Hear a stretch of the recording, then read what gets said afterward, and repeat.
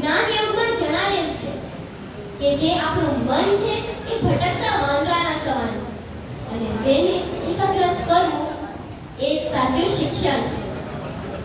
ચલો હું તમને એમના જીવનનો એક એવો કિસ્સો કહું જે ખૂબ જ પ્રેરણાદાયક છે। જ્યારે તેઓ હૈદરાબાદમાં હતા ત્યારે ત્યાંની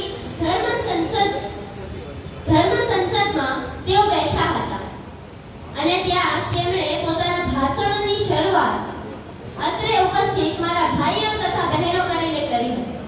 આખી સંસદ 2 મિનિટ માટે તાળીઓથી ગુંજી ઉઠી। પાછળથી જ્યારે એમને પૂછવામાં આવ્યું તો તેમણે જણાવ્યું કે આ પ્રભાવ એ ફક્ત મારા શબ્દનો જ નહોતો પરંતુ આ પાછળ રહેલી મારી એકાગ્રતા અને બ્રહ્મચાર્યતાની શક્તિ છુપાયેલી હતી। વિદ્યાર્થી મિત્રો, જો હું વાત કરું ને તો બાળકને હજારો પુસ્તકો વંચાવવા એ સાચું શિક્ષણ નથી, પણ બાળકને એકાગ્રતાની ચાવી આપવી એ સાચું શિક્ષણ છે। કારણ કે ભણેલું માણસ ભૂલી શકે છે પરંતુ એકાગ્ર થયેલું મન એ ક્યારેય નથી ભૂલી શકાતું। અંતે તો આટલું જ કહીશ કે પોતાના જીવનમાં એક વિચાર લાવો, એ વિચારને એના સપના જુઓ, એના માટે જુઓ અને એને જીવન બનાવી દો પોતાનું।